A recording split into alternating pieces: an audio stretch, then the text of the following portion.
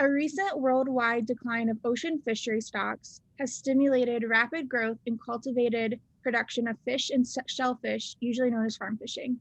Okay, so the ocean stocks have gone down, so now we have more fish farming. Between 1987 and 1997, for example, global fish production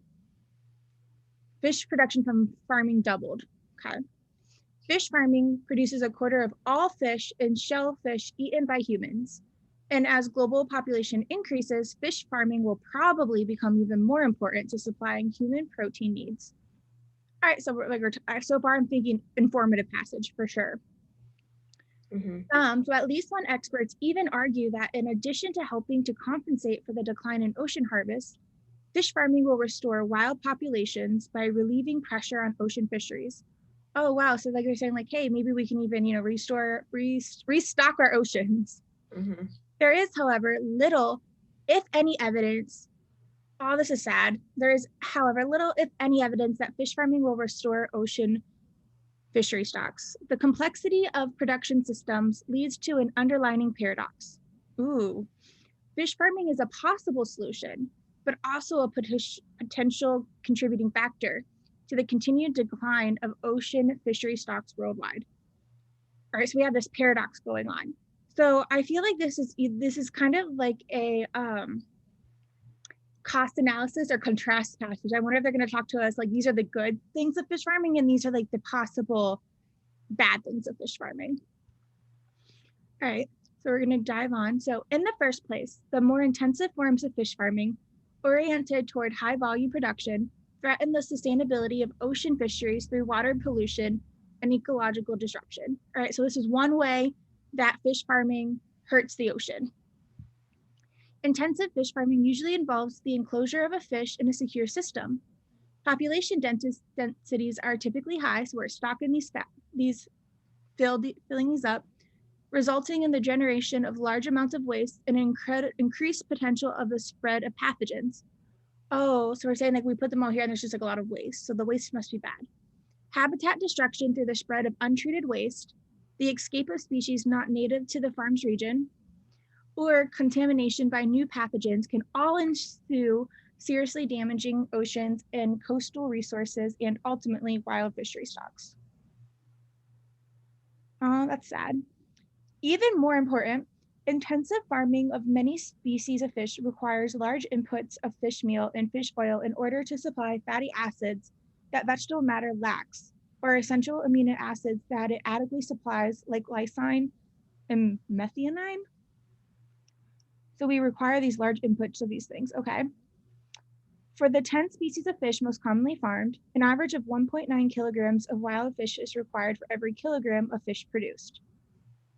Wait, we have to feed more to the fish than what we even get from the fish? Of the 10 species, only 3, catfish, milkfish, and carp, require less fish input than is eventually harvested, while the farming of carnivorous species like salmon has a very high input to output ratio.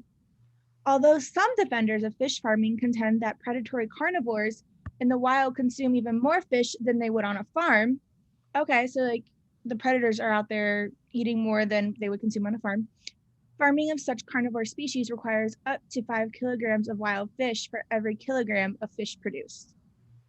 All right. So I feel like we're definitely on the side, probably are leaning towards not fish farming, or at least fish farming not restocking the oceans, but it's definitely showing us the pros and cons. Expanding farm production does have the potential to alleviate some of the pressure on wild fishery stocks. Okay, so it does have the potential. Oh, but now I feel like we're going back to the other side. For example, increasing the farm production of fish like salmon can reduce prices, deterring investment in fishing fleets and over time reducing fishing efforts. Oh, so it's saying like by having it's not as much of a luxury item, so not as many people are going to be out there fishing for them. Similarly, other farm fish like tilapia and channel catfish provide alternatives to ocean fish like cod and haddock.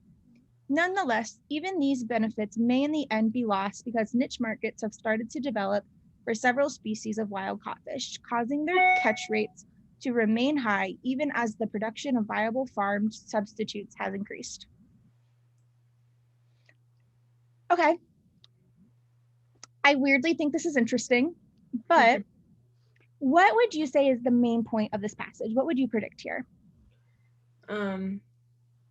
That um, that fish farming um, has many pros and cons to it, meaning it has the potential to like alleviate the pressure on oceans, but some of the effects from fish farming like also have the power to negatively affect like wild fish habitats.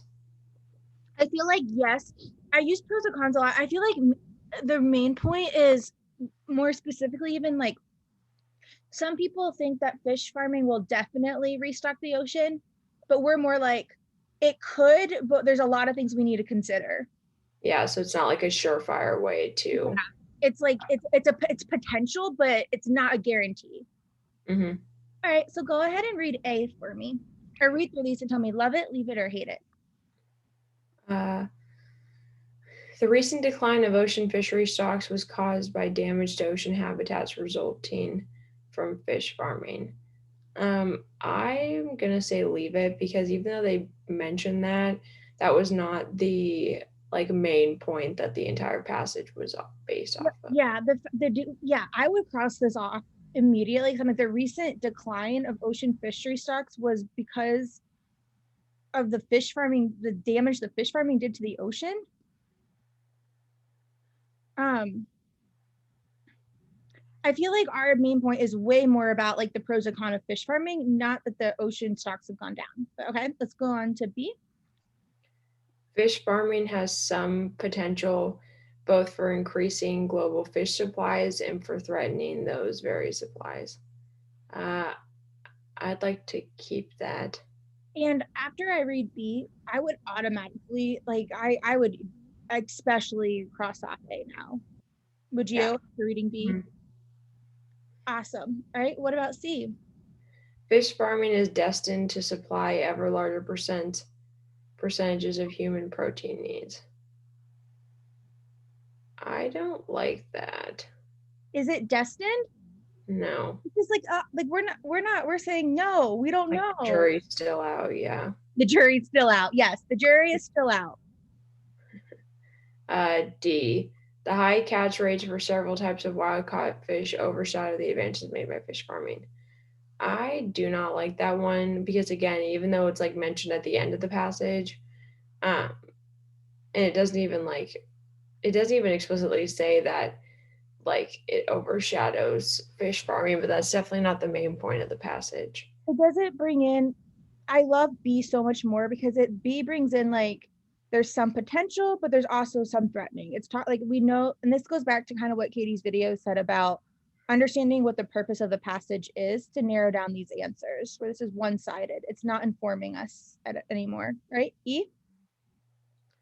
Because of their diet, carnivorous fish are more expensive and difficult to farm than non-carnivorous fish. I don't like that one because it's not a question of like carnivores versus. Or expense, way too narrow. So our answer is definitely B. Did you Okay, get this one right? let me look. I think yes, but I'll. Mm, yes, I did get this one right. Awesome. 8 says there is information in the passage sufficient to answer which of the following questions. So whenever we go through these ones, um, if I can't remember there being an answer, I leave it blank. And then until I find one that I think I can answer, and then I control F. And I want to, if we literally have to be able to find specifically in the passage, like how we would answer this question. Mm-hmm. So A says, how does the escape of species not native to a farm region result in habitat destruction? Do we have a answer for that? Mm-mm. It just says that like there's a possibility, but it doesn't say how. Perfect. That word how. We just know that like, it does talk about it in like the second paragraph, I think that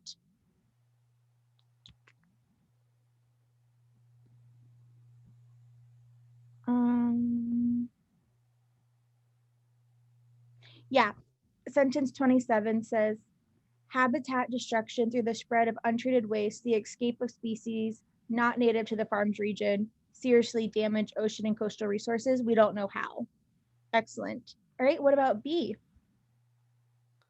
What sort of shellfish is most commonly raised on fish farms?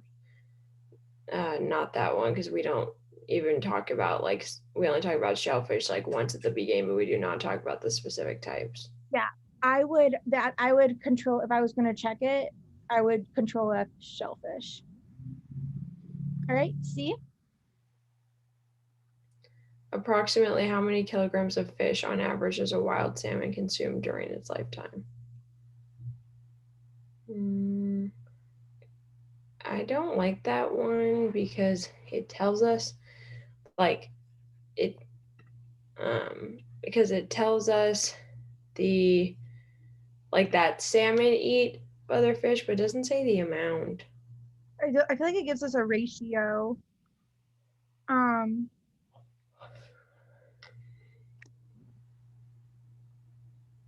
oh yeah, it is no, it just says lake salmon have a very high output to input ratio.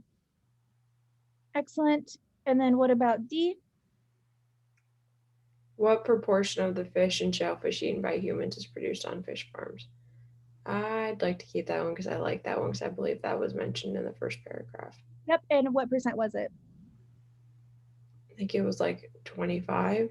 Yep. I think it was, yep, produces a quarter of all fish. Perfect. And then the last one?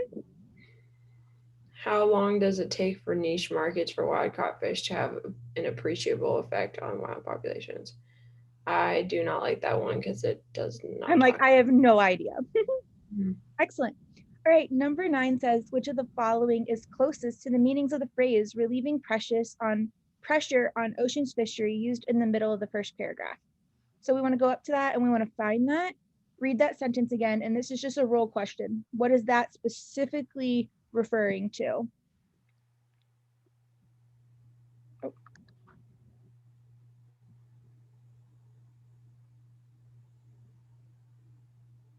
So the sentence is some experts even argue that in addition to helping to compensate for the decline in ocean harvests, fish farming will restore wild populations by relieving pressure on ocean fisheries.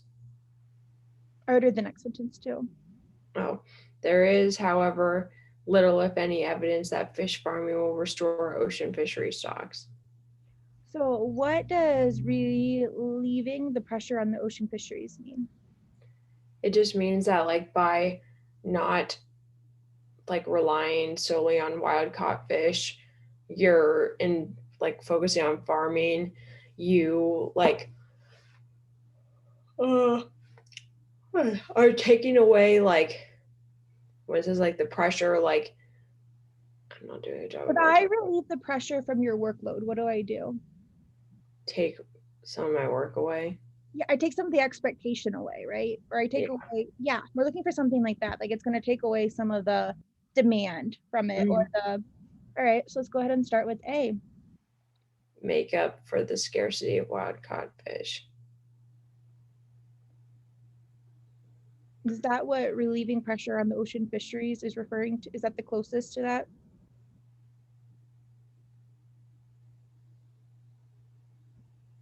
No.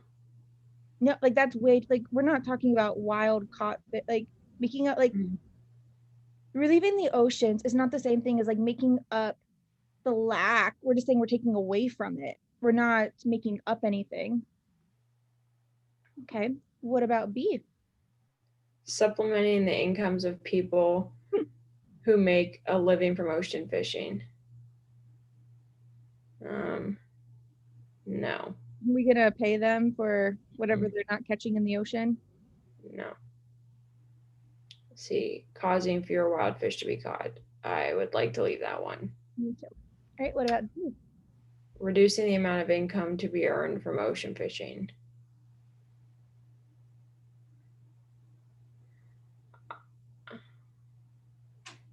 I don't like that one because even though it says reducing the amount of income to be earned from ocean fishing, that kind of implies that you're not fishing for the ocean, It's from the that ocean. first step that you just said though.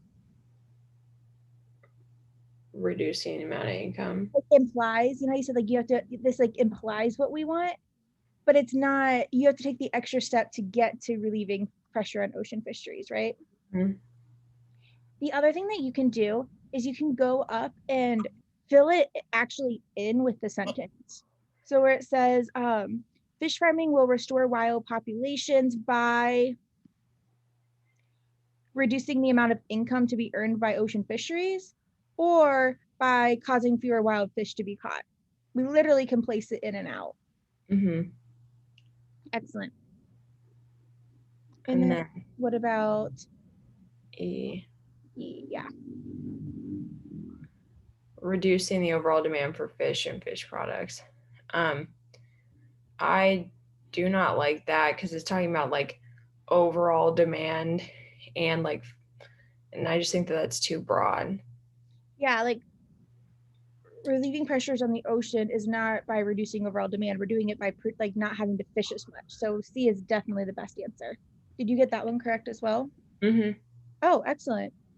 It's just there's a lot of questions in this passage. Mm-hmm. Well, and the point is too, I just took way too long.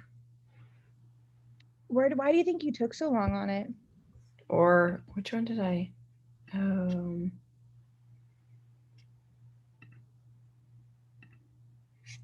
um, I actually think I took a long time on the next one, Okay. not What this one. questions we can do it? What questions did you miss on this one? Yeah, maybe that'd be better. I missed 11. Okay. The views put forward in the passage most closely conform most closely to which of the following principles governing new methods of food production. Okay, so what do we think that this person thinks about food production? What would you kind of predict? Um, that food production has the power to like diminish natural resources. Right, but that But would be that principle. Like, what principle does this person probably think about food production? that like the best kind of food production is one that Sorry, about doesn't. specifically about new methods. I should have clarified. Like, Oh, this person probably think about like what we should like what should be a principle of when we apply new methods for food production. that they should be methods that try to limit the amount of harm we're doing to like natural food sources. Yeah, or like they shouldn't increase the amount of harm for sure. Right. Awesome. All right, go ahead and start with A. They should be employed only if they do not result in major changes in consumer demand for foods produced using traditional methods.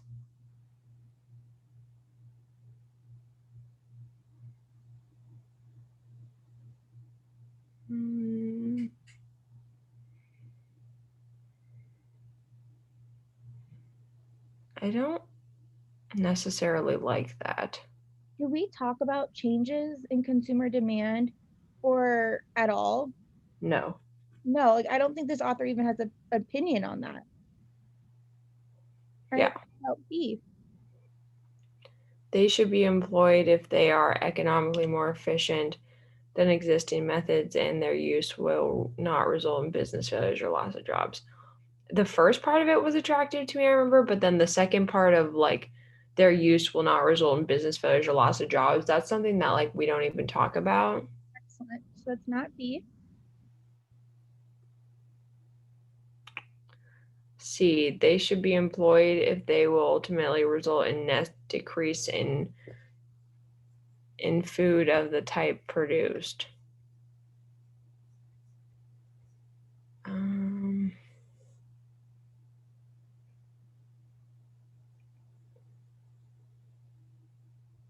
I'd like to keep it.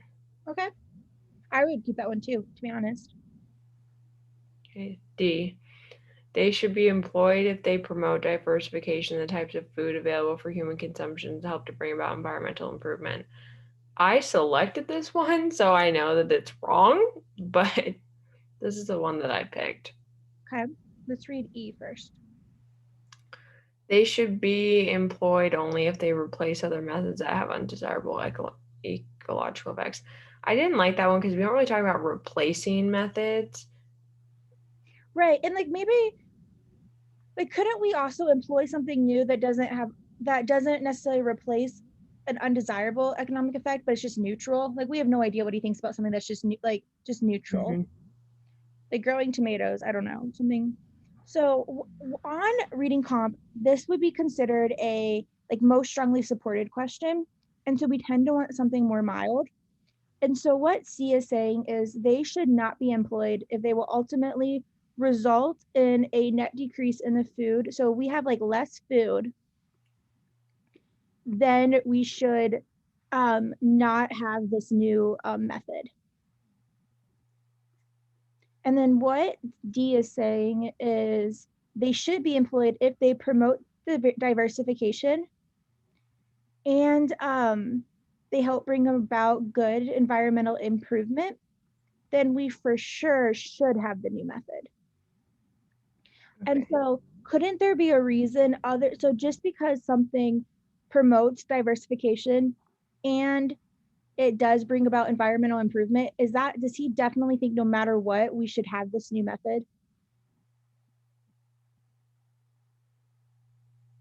Mm-mm. Like, what if it is like, um, a method that requires something else that is against someone's like personal liberties or so like what if like it includes child labor, like it's like yeah we can do this but it's not ethical, it does, so these two things aren't sufficient for us to have this new method, where he does think that if it's not like if this new method is ultimately going to be less food, then we shouldn't do it.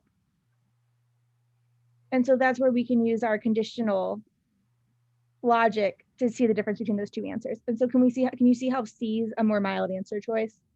Yeah, I didn't know I was supposed to pick a more mild one. That's all right. Um, think about it in the sense of like what's easier to prove. Mm-hmm. And like And so you're saying that D puts like too many, like it's like you said, it kind of has like those sufficient conditions of like as like long as you have those two things, I don't care what else, we're going to do this new method. because it's saying if they promote diversification and But help bring about. yeah, or what if it costs $1 billion to do? Then maybe we shouldn't do it. Mm-hmm. That makes sense. Fabulous. All right, what was the And next? I also missed, I got 12. I missed 13, and that was the last one I missed. So this is the same type of question. All Must right, have a problem with these. Um, the information in the past is more strongly supports which one of the following statements. so we're going to tend to want a more mild answer choice. So go ahead and start with A. Wild fish require different nutrients than farmed fish do.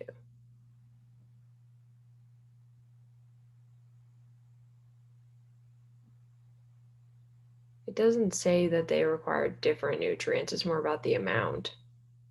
Yeah. Right, B.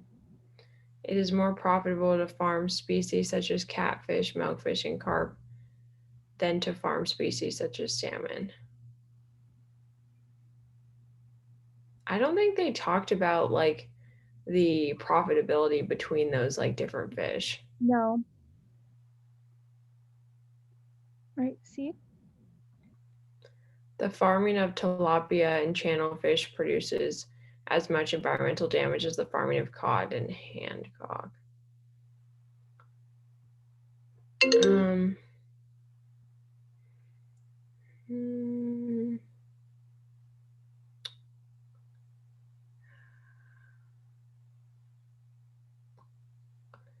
I don't think that they were comparing these two types of fish. I don't remember. Like even then, I wouldn't go back and look. I would say you're like say you're. I agree with you, but let's say you're hesitant. So we're gonna go on and read D. A growing number of consumers are choosing wild caught fish of certain species in preference to farmed fish. Um, I picked B. I don't know why I did that. D seems right to me, so I'd like to leave it. All right. And then E.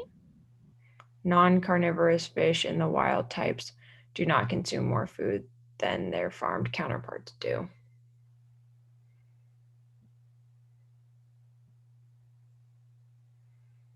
Mm, So I was debating between, say, like for some reason I got down and I was debating between these three.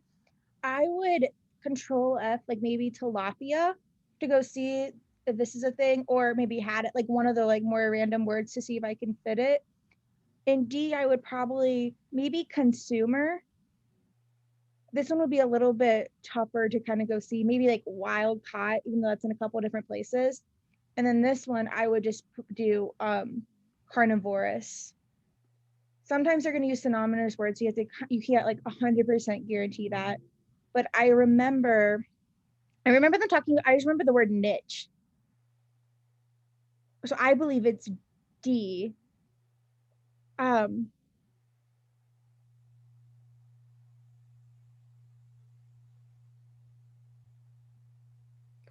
Nonetheless, even these benefits may in the end be lost because niche markets have started to develop for several. Yes, at the end, D. yeah. I just remember that word niche, which I wonder is consumer even. It could control even there. If I would have controlled F consumer, it wouldn't have even came up. But wild caught would at least. Gotcha. So you have to like sometimes be a little bit careful. I gotcha.